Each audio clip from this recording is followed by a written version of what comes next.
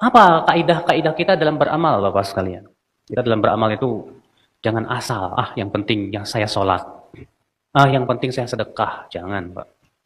Yang penting saya beramal soleh. Jangan, Pak.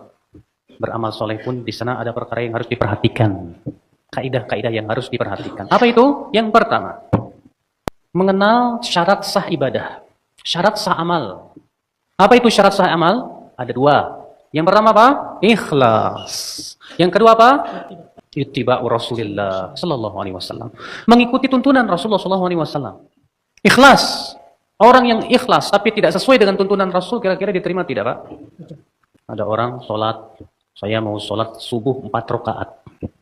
Lu kok 4 rakaat? 2 rakaat sedikit itu. Saya mau 4 rakaat saja. Diterima? Tidak diterima. Bukan niat saya baik. Masa orang sholat nggak boleh? Betul, niatnya bagus, tapi caranya tidak sesuai dengan apa? Tuntunan Rasulullah SAW. Tidak akan diterima oleh Allah Subhanahu Wa Taala. Kata Rasulullah, "Man amila amalan laisa alaihi amruna fahuwa raddun." Siapa yang beramal dengan suatu amalan yang tidak ada di atasnya perintah kami, kata Rasulullah, maka amalan itu akan tertolak, Bapak sekalian. Ada orang yang sholatnya sesuai dengan sunnah Rasul, bagus panjang sholatnya, tapi nggak ikhlas. Rupanya ada calonnya di belakang, mengharapkan pujian manusia. Diterima nggak, Pak? Tidak diterima pahalanya di sisi Allah Subhanahu wa taala. Karena ia telah mengharapkan pujian manusia. Allah taala berfirman, "Ana aghna syuraka'i 'anil syirk, faman asyraka ma'i fihi ghairi taraktuhu wa syirkahu." Kata Allah Subhanahu wa taala dalam hadis qudsi, "Aku yang paling tidak butuh kepada sekutu. Maka siapa yang mempersekutukan aku akan tinggalkan ia dan kesyirikannya," kata Allah. Tidak bermanfaat. Namun Bapak sekalian, seseorang itu semakin ikhlas, semakin besar pahalanya di sisi Allah. Semakin kurang ikhlas, semakin kurang pula pahalanya di sisi Allah Subhanahu wa taala.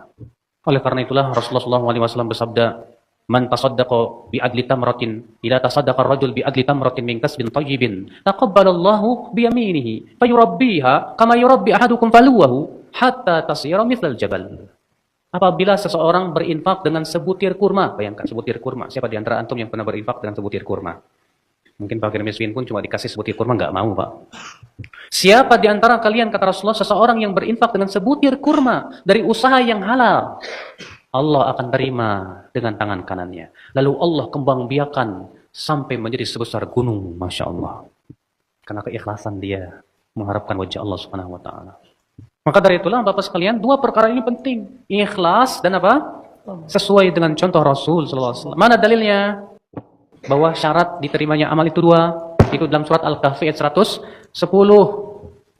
Allah Ta'ala berfirman, "Faman kana yarju liqa'a rabbih, falyamal amalan salihan, wa la yusyrik bi ibadati rabbih ahada." Barang siapa yang mengharapkan pertemuan dengan Rabb-nya, maka hendaklah ia beramal saleh, kata Allah. Dan janganlah ia mempersekutukan Allah dengan apapun juga. Kata Al-Imam Ibnu Katsir dalam tafsirnya apa? Hadhil ayah dalatun ala syartai qabulil amal. Ayat ini menunjukkan kepada apa? Dua syarat diterimanya amal.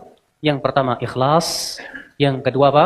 Sesuai dengan tuntunan Rasulullah sallallahu alaihi wasallam. Al-Imam Fudail bin Iyad ketika menafsirkan firman Allah, "Alladzi khalaqal mauta wal hayata liyabluwakum ayyukum ahsanu amala."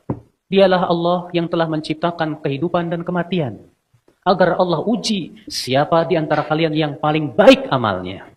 Allah tidak mengatakan siapa yang paling banyak amalnya. Tapi Allah mengatakan apa? Siapa yang paling baik amalnya. Kata Fudail bin Iyad, ahsanu amala ay akhlasuhu wa aswabuhu. Yang dimaksud dengan amal yang paling baik itu apa? Itu yang paling ikhlas dan yang paling benar. Akhlasuhu makana khalisan liwajhillah. Yang paling ikhlas itu yang betul-betul mengharapkan wajah Allah semata. Tidak mengharapkan dunia, tidak mengharapkan pujian manusia, sama sekali tidak. Wa aswabuhu ma kana muwafiqan li sunnati Rasulillah sallallahu alaihi wasallam. Dan yang paling benar apa itu? Yang sesuai dengan tuntunan Rasulullah sallallahu alaihi wasallam.